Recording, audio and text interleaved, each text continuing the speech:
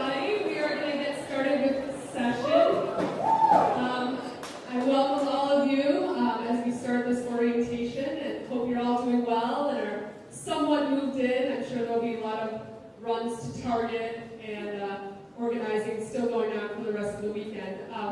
We have a special time here where we're going to have a perspective from a professor, what to expect in college, what to expect at Judson University when it comes to academics. So, I would like to welcome Dr. Robert Wallace. He's the Associate Professor of Biblical Studies here at Judson, and I can probably say that a lot of you will be saying that he's your favorite professor by the end of your 4 years here, because he is very well liked. So, help me welcome Dr. Wallace.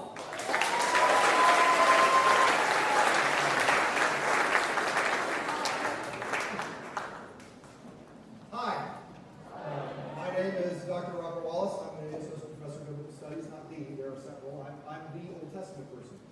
So if you have signed up for Old Testament this semester, I will more officially terrify and intimidate you on Monday. But this is just the preliminary thing right now. A little bit about myself. I was originally went to college myself to be a nuclear engineer at Purdue University and finished with a degree in religion from William Perry College in Mississippi.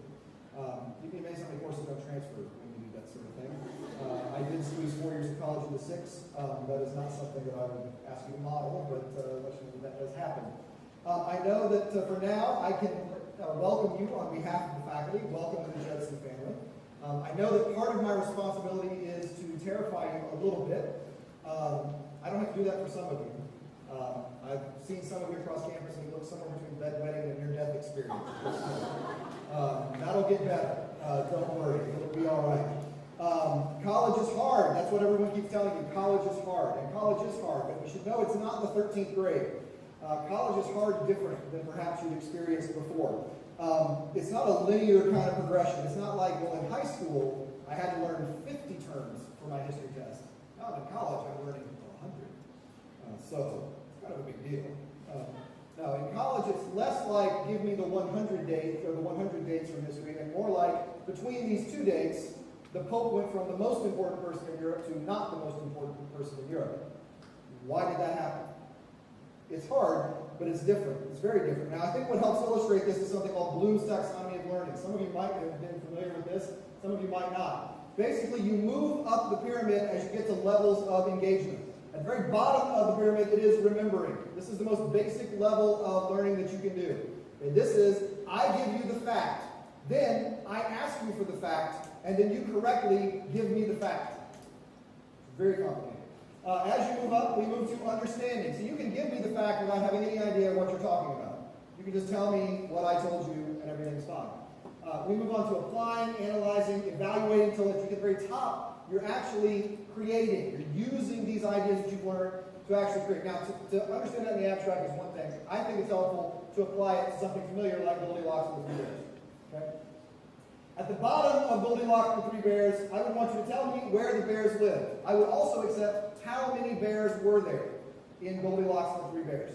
That would fit in at the bottom of the question as well. Okay? As you move up the chart, you will then want to tell me what Goldilocks and the Three Bears was about. You can tell me the number of bears without having any idea about the story itself. You can tell me the forest. You can tell me her blonde hair. You can tell me these facts about it without understanding the story. In truth, for some of you, this is as high on the scale as you've ever gotten, because it's all you've ever been challenged with. The teacher gave you the facts, they tested you on the facts, and you might be asked to understand the facts. And that's about as far as it gets. Hopefully, in the time here, we move further on up the pyramid. Differentiate between how Goldilocks reacted and how you would react in each story. I went too far, didn't I? How about this one? Construct a theory as to why Goldilocks went into the house. Now we're being asked to make some judgment calls. Not only do you have to know how many bears there were and where the house was, but now you have to start imagining what would have motivated that. Or then we move forward. What motivated her? What motivates you? How would that be different? You can get to the top. Is Goldilocks a good person? I say no. I mean, violent home invasion is not a joke. We shouldn't be teaching our children this. That's all. I just want to go out there and say that. At the very top of the pyramid, we get to write the story Goldilocks and the Three Fish. Now all of a sudden what has happened? You actually have to understand enough of the stories at the bottom move your way up the pyramid to the point where you're now creating. That's the goal. That's the highest level of learning on the taxonomy. So moving up the scale has very little to do with the accumulation of facts. And a lot of times in college, some people, I think this linear progression of accumulating facts is the way they think about learning. But that's not what learning is about. The computer, the internet, is much better at accumulating facts than you are. Okay, so we don't need something to aggregate and accumulate facts. We need someone who has the wisdom to apply. Now, there's going to be mastery of content questions. Absolutely. If you don't know how many bears there were, Goldilocks and the 3 fish is not going to make any sense. You've got to actually get to the bottom before you get to the top. But accumulation of information is just part of it. So, the secret to climbing this pyramid, and I think in many ways one of the secrets to success as far as academia is concerned, is curiosity. That's really a secret. You need to learn to be curious. One of my favorite quotes from Einstein. I have no special talent, I'm only passionately curious. When I was sitting where you were sitting as a freshman at Purdue University, and I went to my very first intro chem class, I'll never forget Dr. Cook had these balloons up at the front of the seminar. There were 700 people in my lecture. And he came to the front. I was, of course, the conscientious, I'm going to do great, and I sat in the front row. You learn that's a problem sometimes. Anyway, I go down sitting in the front row, and he has these giant balloons, and they're on these huge ropes, and he's got this huge flame on a stick. And he holds his candle up to the first balloon, which then explodes, because it had hydrogen in it, which was really cool. This giant fireball in the middle of the lecture hall. Then he walked to the other balloon, which had not only hydrogen, but also oxygen in the balloon as well, a mixture of the two. When he put his candle up to that balloon, the windows rattled, and I felt it in my chest. It was huge and frightening and scary. And he said, I want you to ask why. I want you to be curious as to why those things react differently. Now, as a professor, I know we don't blow up enough stuff in the liberal arts. I'm very sorry about that. That was kind of what I was hoping to do here today, but unfortunately, they don't give me access to flammable materials. And that's probably not. At any rate, I want you to ask why. I want you to be curious. I want you to ask these questions because this is how you get at what's known as intrinsic motivation. Now, up till now, for the most part, I'm guessing most of you have been dealing with what's known as extrinsic motivation. So the list on this side, the extrinsic motivation, the left side are extrinsic motivators, the right, intrinsic motivators. I want to get a job. I want to make money. I want to get my classes out of the way so that I can graduate.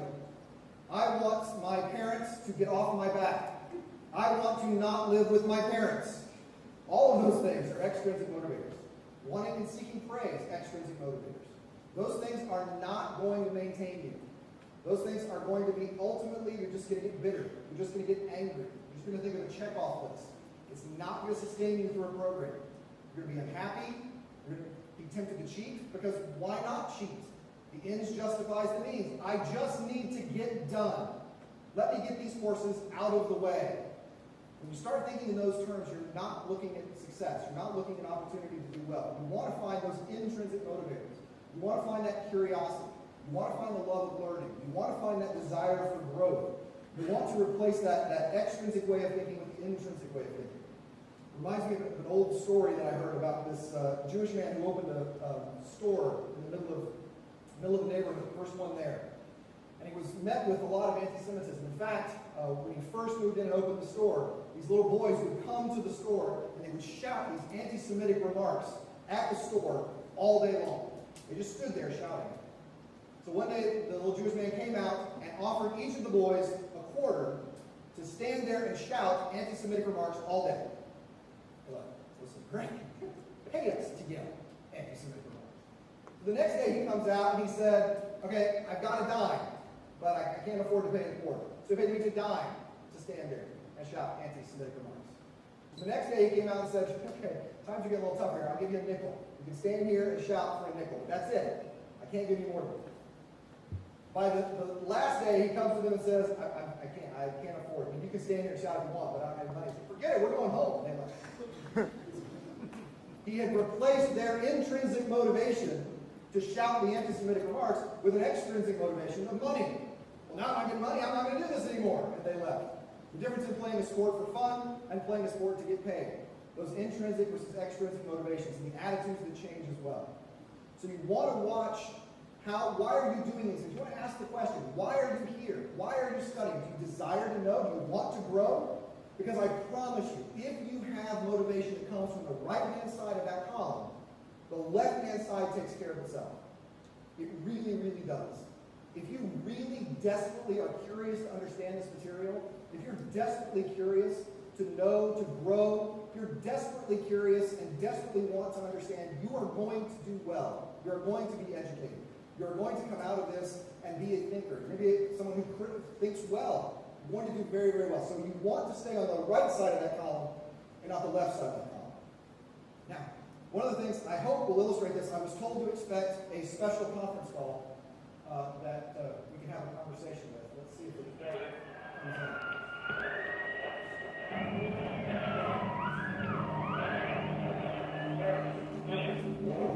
Oh, it's me. This is great. It's me. Of course it's you. I borrowed a time machine from a friend of mine so I could make this call. Oh, is it going to be trouble? No, it shouldn't be a problem. I'm in one of the archive control rooms. Well, I can actually have a conversation with myself. Yeah, well, when aren't I having a conversation with myself? Okay, that's a good point. I was just thinking it would be fun. That's all. Well, as much fun as this is, there is a reason that I call. Okay. Yeah, it's the future. The future. There's a problem in the future. Is it zombies? No, it's not zombies. Killer robots? No. Killer robots. Sparkly vampires? No sparkly vampires. I'm afraid it's worse than that. It's the students. The students. Yeah. Look, the semester's not going very well. Really? Well, some folks are doing okay, the ones you'd expect, but not enough of them. Well, what's the main problem? Well, there are a lot of problems, really. I think some of them still think of it as just unsupervised high school. I think it started with the lateness. People come like 5 minutes late to class? 5 minutes once in a while I can understand. I'm talking about 10, 15 minutes late walking into class. I had one guy walk into class 45 minutes late to a 50-minute class. I was hoping just really early to the next class, but turned out I wasn't in. Anything besides the lateness? Well, sleeping through class. Well, they don't get up to their alarm, they sleep in their room all through class? No, I mean they came in, took 3 chairs, stretched them across the back, laid out across them, and went to sleep. Yikes. Yeah, yikes indeed. So if the freshmen listening could please put that on the do not do list, it would be appreciated. Certainly make the past a lot more pleasant. Were you calling for about Thanksgiving? No, actually it's just after Halloween. Okay. We have to turn our midterm grades. How'd they go? Well, some good, some bad. As usual, I think the girls are doing a little bit better than the guys. Well, that's pretty typical, I guess. Yeah, quite frankly, if most of the boys weren't already dead, they'd probably fail out this semester. What? Yeah, fail out this semester. No. Already dead? Oh, yeah, well, yeah, most of them. How do you lose most of the guys in 2 months? Well, it turns out that in a few weeks, from your perspective, they're going to successfully invent the lightsaber. Yeah, it was.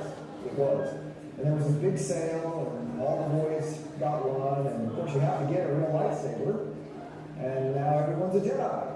Until you get a real lightsaber, and then it turns out no one's a Jedi. That's good. Yeah, Wilson Hall went first. Wasn't great. They should have stuck with the wrapping paper tubes. So what I hear you saying is when the lightsaber's invented, don't buy lightsabers. No, I don't think that's going to be an issue. After we hang up, I'm going to go back in time and prevent the lightsaber from being invented. Oh, that's great. And that's also a little tragic at the same time. Yeah, it is. I know, but we really need the boys' tuition money in the spring. I get that. Before you do that, though, do you think maybe you could pick me up one? I'm way ahead of you. I picked up one of the minis. Is it safer? Oh, no, not remotely. But these actually will toast the bread as they slice it, and I just thought it would work. Well, do you have any other advice before you have to go about the future? Yeah. Well, simply, I think it all boils down to respect. I mean, you absolutely need to respect. There's the signal info channel. The signal's crossed. Well, can I pick it up from here? Yeah, I think I saw where I was going. Great. God sees that. Yeah. That's it. I was just thinking that was an opportunity for a professor to absolutely live the dream. You guys were a captive audience while I had a conversation with myself. Couldn't be any better than that. So it seems respect is the key to changing the future. The reality is you are college students now. You have an opportunity that many in the world don't. Try to respect it. Try to avoid the things that I was talking about, because those things really, really do happen. Not just in the future, and not just the lightsabers. You need to respect the classroom. You need to respect your professors. You need to respect your fellow classmates. You need to respect the staff. You need to respect the building. You need to respect the opportunity that you have while you're here. And one of the fun things about teaching Old Testament is that obviously you get to read the Bible a lot. One of my favorite parts of that is Deuteronomy chapter 6, verse 4. Known as the Shema. You probably know it also when Jesus quotes it. He tells you that your responsibility is to love the Lord your God with all your heart, and with all your soul, and with all your ma'od in Hebrew. Usually that's translated might. But literally in Hebrew, that word ma'od means very. So literally it says you need to love God with all of your very. Everything that makes you very. Because you guys are very. And so you need to take that very. And you need to love God with that very. One of my favorite translations of it is muchness. You love God with all of your muchness, from Alice in Wonderland. It's a wonderful opportunity. Everything that you have, and part of everything that you have, is your mind and the opportunities that you have. And being here is one of those. There are many parts to college life. There's class life, there's dorm life, there's student life, there's athletics, there's late night Taco Bell runs, there's finding coins in your car so you can make the late night Taco Bell runs. But when I was thinking about all of those things that make up what it means to go to college, I was thinking about the story that was told years ago about a motivational seminar. The fellow got up in front and he had his bucket. And he filled the bucket full of these really large rocks. And he said, so is the bucket full? And everybody goes, well, yeah, the bucket's full. You got it full of large rocks. So he poured pebbles around the large rocks. And he says, is the bucket full now? So, okay, now the bucket's full because the pebbles went around the large rocks. And he takes some sand and he shakes it down in there. And he says, well, now is the bucket full? They said, well, yeah, I would think now the bucket's full. And then he poured a bucket of water into the bucket till it came up to the top. He said, how about now? Nobody was speaking anymore. They didn't know what he was going to do after that. He said, so what is the lesson that you think you need to get from this? And the response was, well, obviously the lesson is, no matter how much time you have or think you have, you've always got room for a little more. He said, no, that is not the lesson that you take from this. The lesson you take from this is, if you don't put the big rocks in first, they never go in the bucket. And that's the lesson I want you to learn. You need to figure out what those big rocks are. I hope you know what those big rocks are. I hope that you do experience all the aspects of life that you can have here at Judson, because it's wonderful. You will make friendships here for the rest of your life.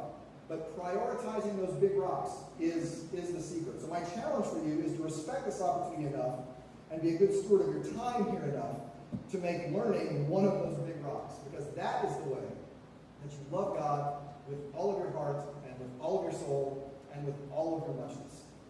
Okay? Thanks a lot.